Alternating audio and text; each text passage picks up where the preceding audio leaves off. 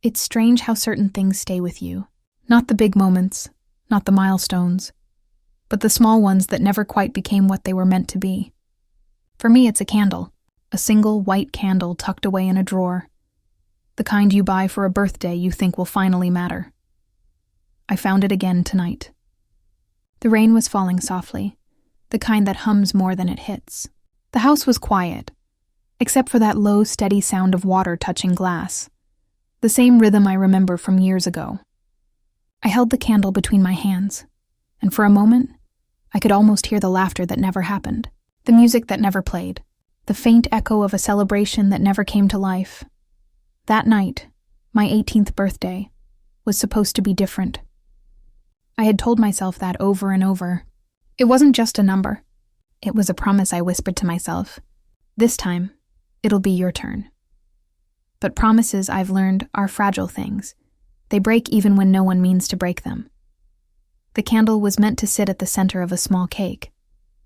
Nothing fancy, just something I had baked myself with flour I'd saved for weeks. I can still remember the smell of vanilla that filled the kitchen that morning, the way sunlight spilled across the counter, soft and hopeful. I remember touching the frosting with my fingertip, smiling at the thought of what was to come. But life, it has its own rhythm. One that doesn't wait for our perfect moments. One that rearranges joy without asking for permission. I didn't know it then, but that day would become a quiet kind of anniversary in my heart. Not of celebration, but of vanishing.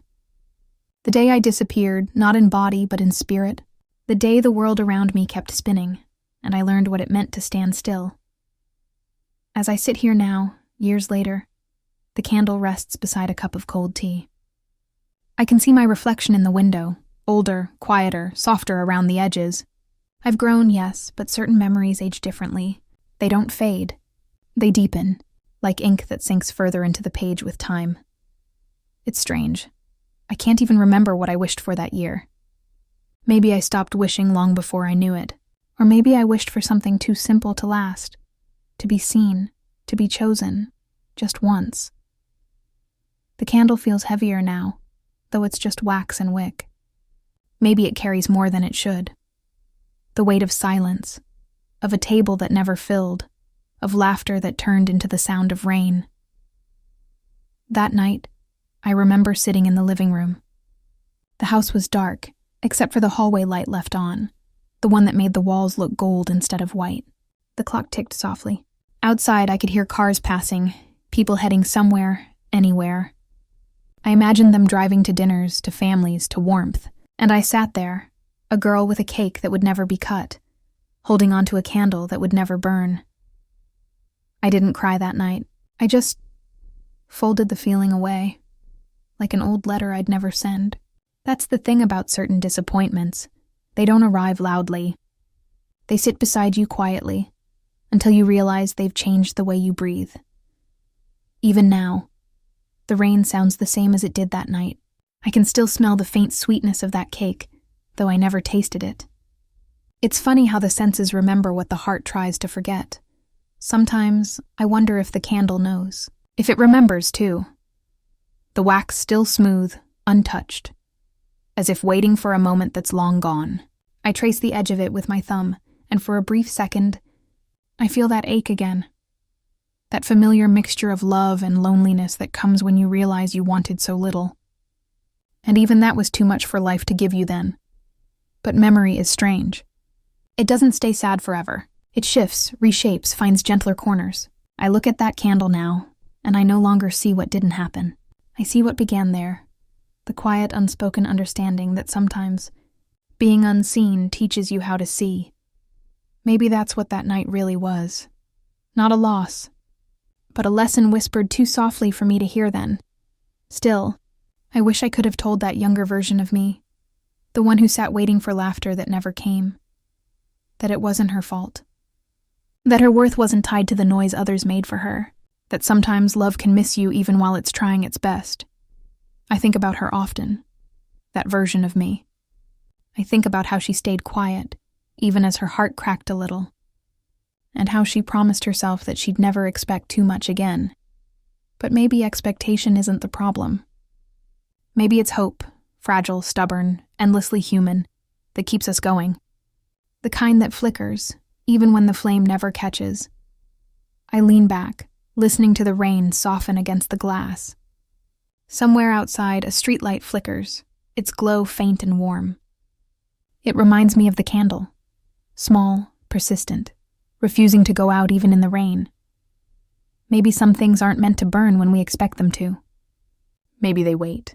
Maybe they light up when the world finally grows quiet enough to notice. Tonight feels like that kind of night. The quiet kind, the remembering kind. The kind where you hold an old piece of your past in your hands and realize it still fits, even after all these years. I don't light the candle. Not yet. I just let it sit there, beside the cup of tea and the sound of the rain, because some memories deserve to rest before they rise again. Our house was small, but laughter had a way of filling it completely. The kind of laughter that could warm cold mornings and float through open windows like sunlight. But even then, I knew, without really knowing, that laughter had sides. Some belonged to the kitchen, where my mother's voice lived, soft and hurried, filled with stories of when I was your age. Other laughter lived in the living room, where my brother sat with my father. Their conversations louder, fuller, something I never quite learned to join. I used to sit at the doorway between them, the kitchen behind me, the living room in front. My small world split in two. One side smelled like stew and soap, the other like aftershave and the crackle of the radio. And in that narrow strip of tile, I learned what it meant to belong almost everywhere, and nowhere completely. My mother would hum when she cooked. Not songs from the radio, but old ones she must have learned from her own mother. Tunes that didn't have words, just feelings. When she hummed, the whole room softened. Her back would sway gently as she stirred the pot, her voice blending with the simmer of broth and the clinking of spoons. "Set the table, will you, Neela?" She'd say, and I would, carefully, always carefully. One plate, then another, then one more. 4 plates, always 4, even when my father said he'd be late. Even when I knew he wouldn't come until after the food turned cold.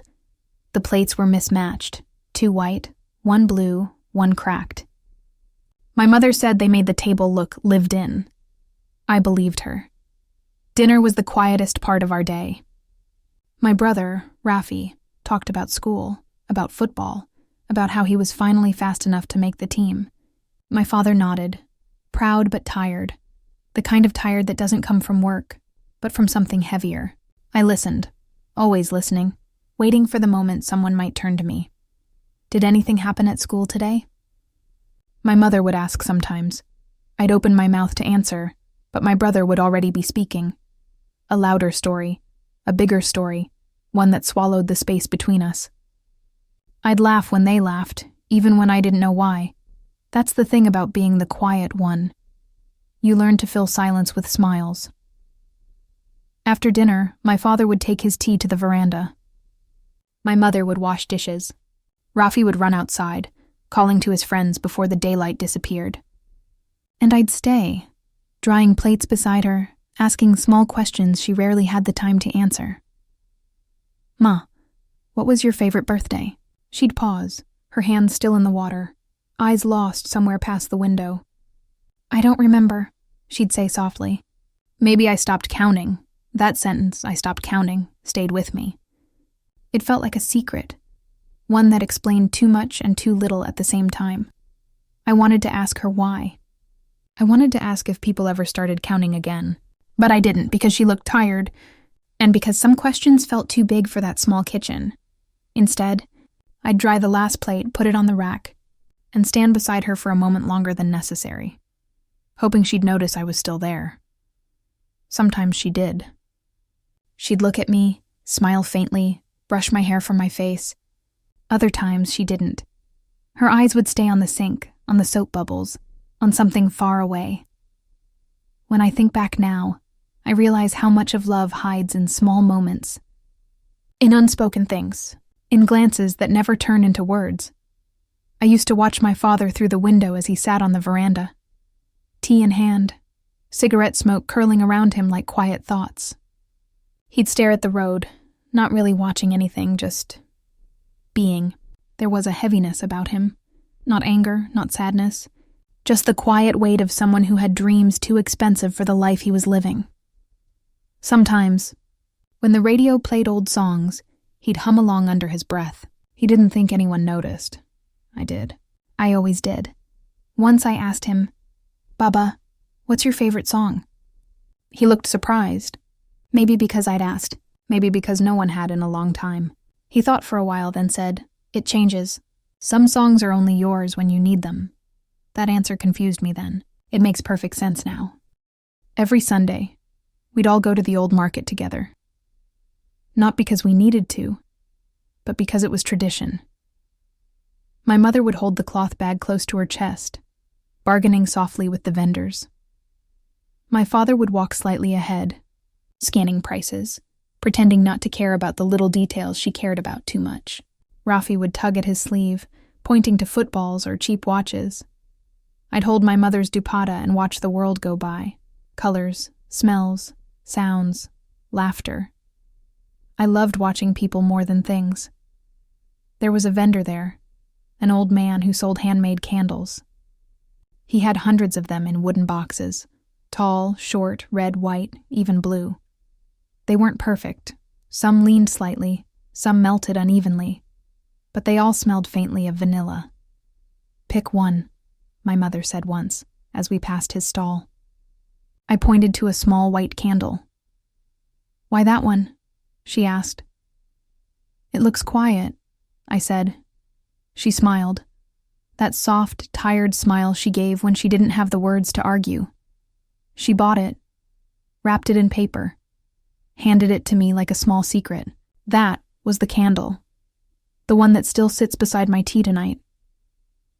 There were happy days too, days when Baba laughed so hard the neighbors could hear, when Ma danced to the sound of a boiling kettle, when Rafi and I played shadow games on the walls until our hands hurt from giggling.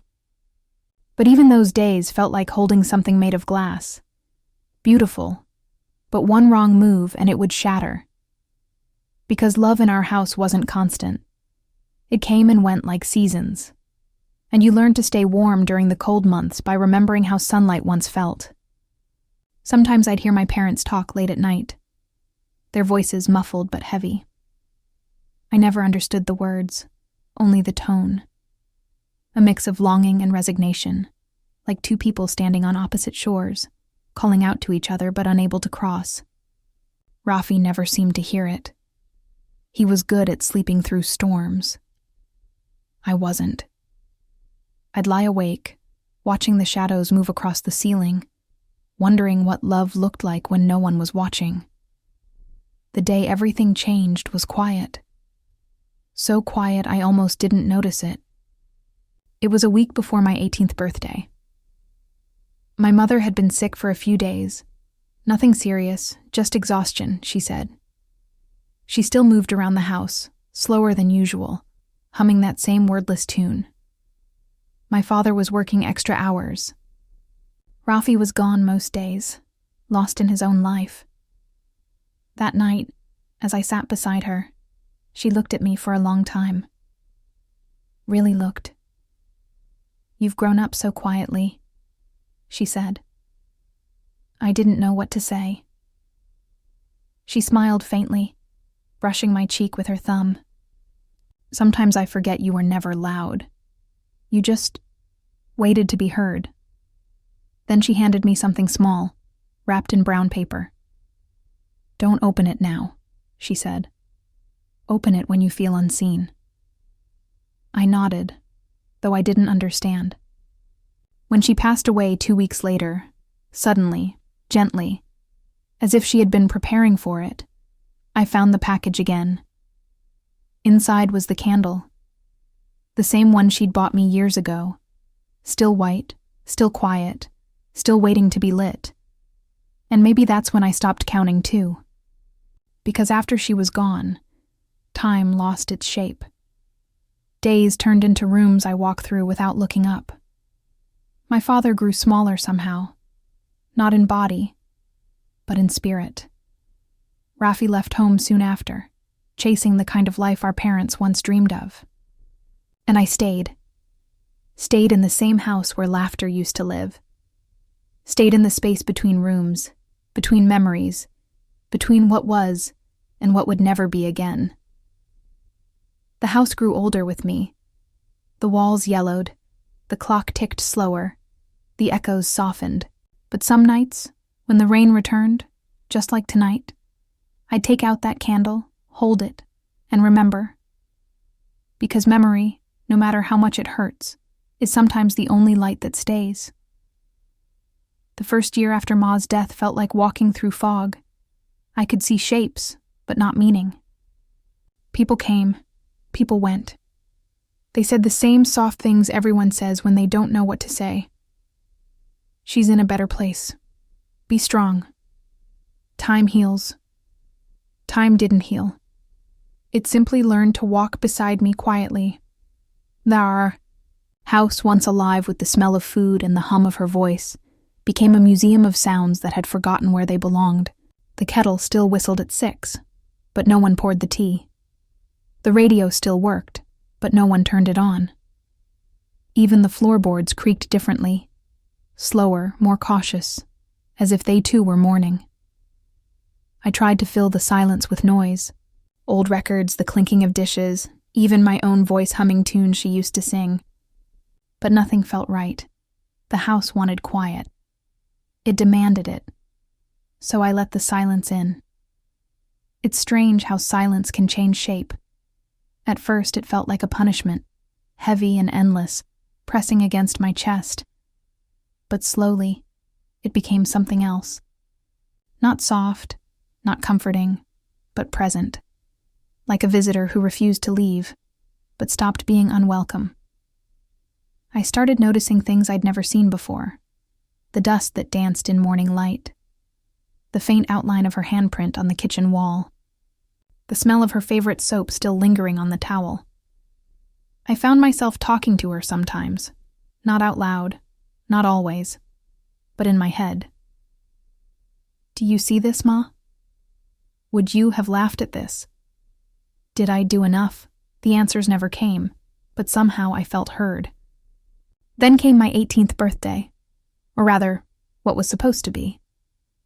The memory came back like an old wound reopening. The one birthday they had canceled for Rafi's scholarship celebration. At the time, I'd told myself it didn't matter. That birthdays were for children, that I was grown.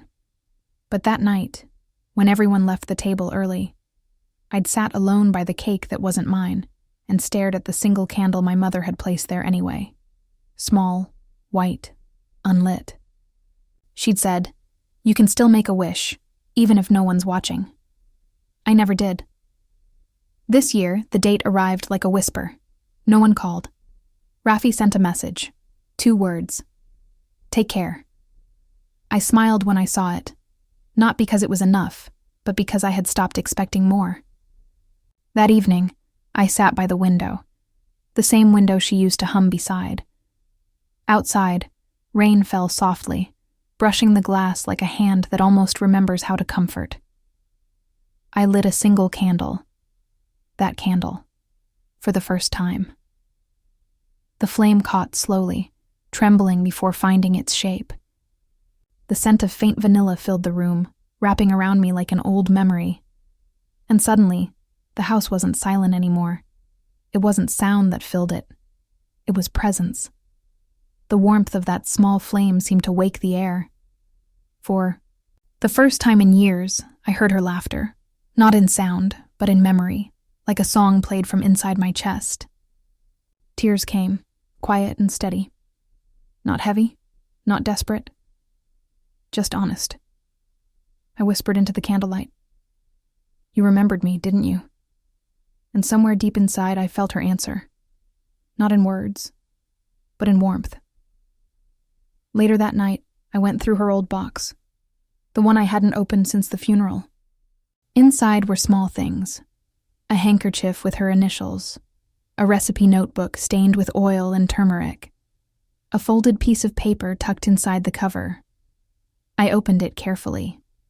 It was a note, written in her slanted handwriting. For the days when silence feels heavier than words, Remember, my quiet one, love doesn't leave. It simply changes rooms.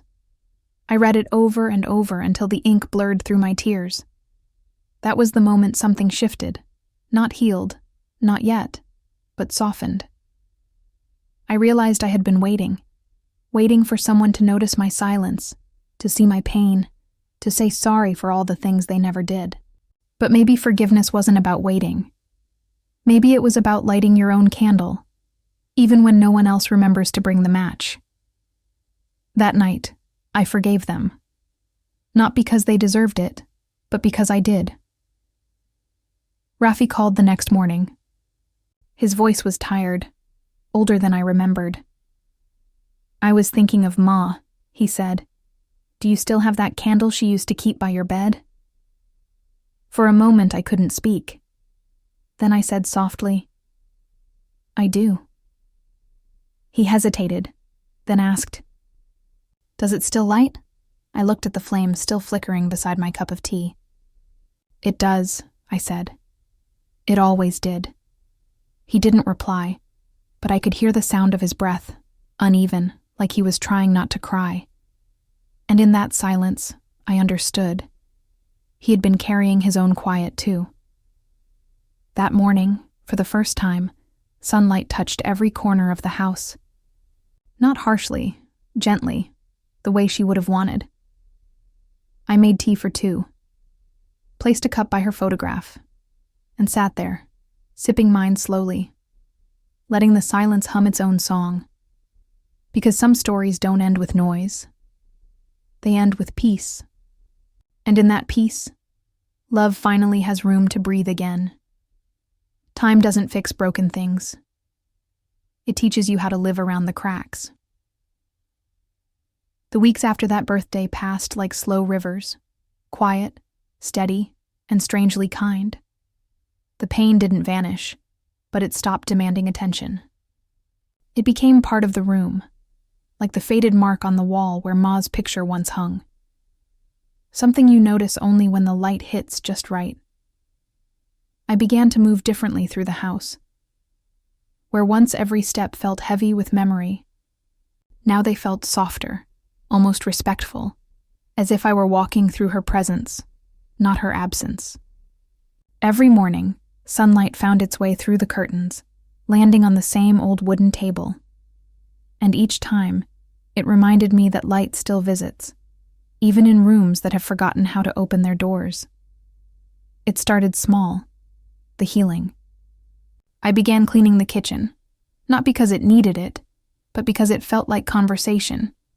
Each scrub of the counter, each rearranged jar was a quiet reply to her, a way of saying, "I still remember how you liked things." Sometimes I'd hum her tune under my breath. Sometimes I'd stop mid-task, letting the smell of ginger and onion carry me back to evenings when she cooked with one hand and comforted me with the other. It was in those moments that I realized something simple, yet immense. She never really left. She just changed her way of being here. Rafi started calling more often after that. At first it was short, updates about work, about his children, about the weather. Then slowly the calls grew longer. We talked about the small things we used to ignore. How the mango tree in the backyard was still alive. How Ma's old sari was now used as a curtain in the guest room. He said once, "I miss how she used to scold us for fighting." I laughed softly. "We never really stopped, did we?" He chuckled, a sound both familiar and new. "No, but maybe we can stop now." It wasn't a promise. It didn't need to be. Some bonds don't need words. They just need time to loosen the knots. One afternoon, I found Baba sitting alone on the veranda. The winter sun lay gently across his knees, and his hands trembled slightly as he tried to fix his old watch. I hadn't seen him this still in years. He looked up and smiled faintly. "The time doesn't move like it used to," he said. I sat beside him. "Maybe it's trying to rest a little." He chuckled, a thin, dry laugh that almost sounded like relief. We sat there for a long while, saying nothing more. The silence wasn't sharp anymore. It had rounded edges now, softened by shared memory. After a while, he reached into his pocket and took out a small folded paper. "Your mother wrote this years ago," he said, handing it to me. "I think she meant it for you, but she never found the right time." My heart thudded softly as I opened it. It was a list, not of chores or recipes, but of moments. Things to tell my quiet one. It's okay to ask for the bigger piece of cake. You don't have to wait to be seen. You already are. Forgive us if you can. We didn't always know how to love out loud. I didn't cry. Not because I wasn't moved, but because some emotions are too full for tears. I simply smiled and held the note to my chest. Baba watched me for a while, then whispered, "She always worried she hadn't done enough." I looked at him, really looked, at the wrinkles that weren't there before, the eyes that had softened with regret. "She did," I said quietly. "Maybe she just didn't know it."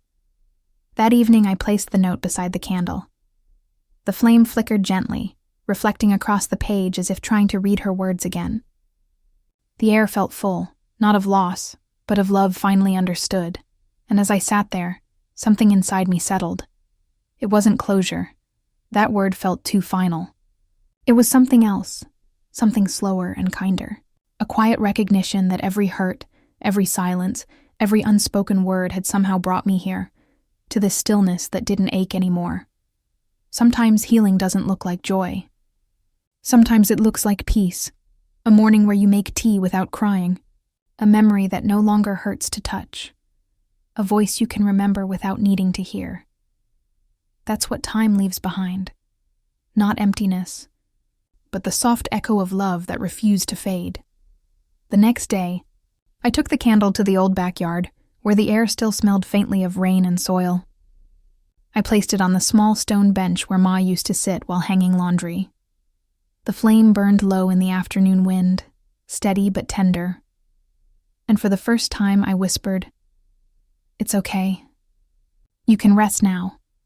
The flame danced, just once, like a nod, before going still again. And in that moment, I realized the truth she'd been trying to tell me all along. Love doesn't stay where it began. It follows us, quietly, until we're ready to feel it again.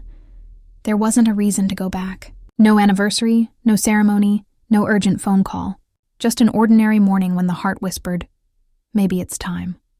The sky was pale blue, that kind of washed-out winter color that looks almost like memory. I packed light, a small bag, a scarf, and that same candle, the one that never burned. I didn't tell anyone where I was going. I just got on the bus and watched the city slip by like a dream I had once tried to forget. The road to my old house had changed, yet somehow it hadn't. New shops where the old banyan tree used to be. Different children playing where we once ran barefoot. But the air, that faint scent of dust, tamarind, and faraway smoke, felt the same. When I reached the gate, my steps slowed. The hinges still creaked just as they always had. The garden was smaller, the flowers fewer, but there was something gentle in that too, as if the house itself had grown tired of trying to look alive for people who had all gone away in their own ways. Inside, I found my father sitting by the window. His hair had turned completely white, his shoulders slightly bent. The same chair, the same view. He turned his head slowly when he heard me, and for a moment, time stumbled. No big reunion, no tears, just a quiet look that said, "You came back." I smiled faintly. I didn't plan to. He nodded, his lips trembling at the edges, like he wanted to say something but couldn't find the shape of the words. We didn't hug. We didn't need to. Sometimes love returns through silence. The house felt smaller now. Each room echoed differently, lighter, emptier, almost relieved. I touched the old dining table, its surface worn smooth from decades of meals and memories. That table had seen it all. The birthdays that happened and the one that didn't. I could almost see my younger self there again, hands folded in her lap, waiting for the moment that never came. But this time the image didn't hurt. It just looked distant, like a photograph left too long in the sun. Later, I found my sister in the backyard, her hair streaked with gray, her eyes tired but soft. She didn't notice me at first. She was hanging clothes on the line, humming quietly to herself. When she did look up, she froze, then smiled, small, careful, as if afraid it might break. For a long moment, we just stood there, years of silence hanging between us like invisible laundry. Then she said, barely audible, "I heard you came." I nodded. Didn't think I would. She swallowed, looking down at the ground. I wanted to write. I never did. There was a pause, a shared breath that carried the weight of everything left unsaid. I took a step closer. I think I already knew. And just like that, something inside both of us loosened. Not fixed, but free. That evening, the house smelled faintly of cardamom and warmth again. My father brewed tea, careful and slow. The cups clinked softly. And for the first time in years, we sat together at that table. No one mentioned the past directly. No apologies, no retelling of old hurts. Only small, fragile sentences about the present, the weather, the plants, the neighbors. But beneath every word, there was something heavier and more human. Regret, softened by time. At one point, Baba reached out and placed his trembling hand over mine. "Your mother, she'd be happy you came." I nodded, eyes stinging in a way I didn't resist. "I think she's already here." The silence that followed wasn't empty. It was full, like a room that had finally remembered what peace felt like. Later that night, after everyone went to bed, I found myself in the old storeroom. Dust floated in the thin light of a single bulb.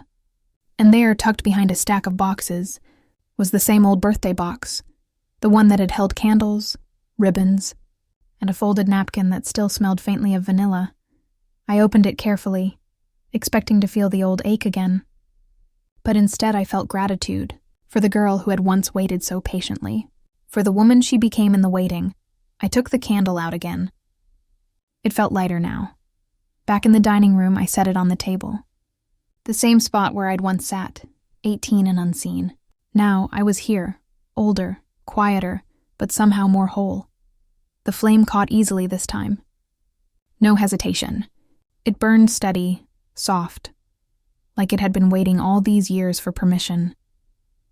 Its light filled the room gently, brushing over every corner, every photograph, every shadow. It didn't erase anything. It revealed. I could almost hear her.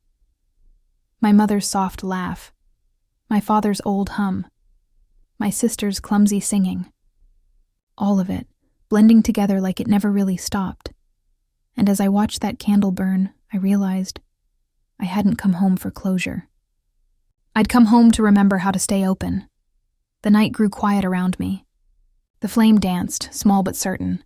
And in that stillness, I understood something simple and beautiful. Some birthdays never happen, but life keeps giving us chances to begin again. Quietly, softly, without ceremony.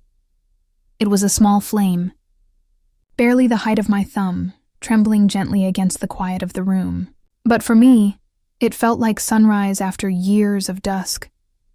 I sat there, watching it, this little thread of fire breathing in rhythm with my heart.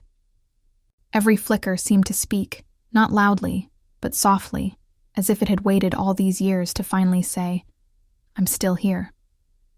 The house around me had grown older, just as I had. The walls carried cracks like laugh lines. The furniture had faded into gentle shades of memory. But in the glow of that candle, nothing looked broken anymore. It all looked forgiven. I thought about that night long ago, the one that never really ended for me. The sound of rain, the empty chair, the silence heavy enough to press against my chest. I used to believe that the world had forgotten me that night, that I had been erased quietly, with no one noticing. But now, sitting here with this flame dancing between my hands, I understood something different. The world hadn't forgotten me, I had simply hidden from it. I had mistaken being unseen for being unloved. Love had been there all along, just clumsy, tired, and sometimes pointed in the wrong direction. But it was love nonetheless, imperfect, human, and still trying. The flame bent slightly with the draft from the open window, but it didn't go out. It reminded me of myself, fragile but persistent. There was a kind of poetry in that, I suppose. Outside, I could hear the night insects begin their soft chorus. Somewhere, a dog barked in the distance. The world went on, just as it always had. Indifferent, yet beautiful. And for the first time, that didn't make me sad. It made me feel small in the best possible way, like I was finally part of something again, not outside of it. I let my gaze rest on the candle again. Its light wavered across the old photographs on the wall. Faces caught in laughter, moments I used to envy. Now they just looked like people doing their best. My parents, my sister, myself, all of us stumbling through love, trying to hold on to warmth without knowing how easily it slips through. Maybe that's what family really is. A collection of unfinished apologies wrapped in endless attempts to do better. Maybe it's not about getting it right. Maybe it's about coming back, again and again, with a softer heart. I closed my eyes and breathed deeply.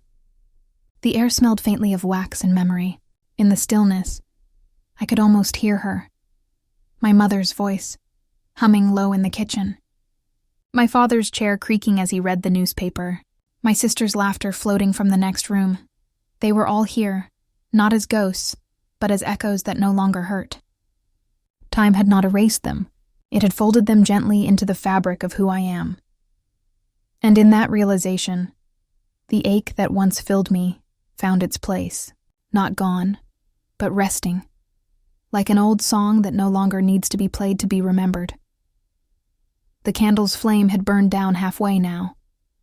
Its light was softer, warmer, the kind that belongs to endings. But even as it melted, it didn't feel like loss.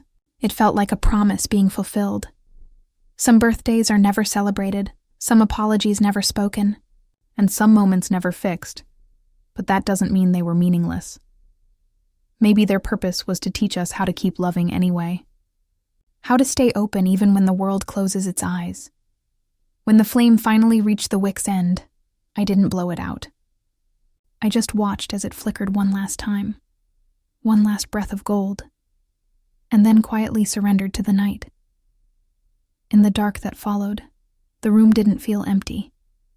It felt full, of silence, of peace, of something finally complete. I touched the small pool of wax, still warm beneath my fingers. It wasn't an ending, it was a beginning, a softer one, quieter, but just as bright. And I realized maybe the candle had always known how to burn. It was me who had finally learned how to let it. As I stood to leave the room, the night outside felt different. The air was cool, the moon gentle, the kind of night that doesn't demand anything. It just holds you. And somewhere deep inside, a small voice whispered, "Some days never come." But their light finds you anyway, I smiled. Not because everything was fixed, but because everything finally fit. The past, the silence, the love, the loss, they all belonged. And so did I.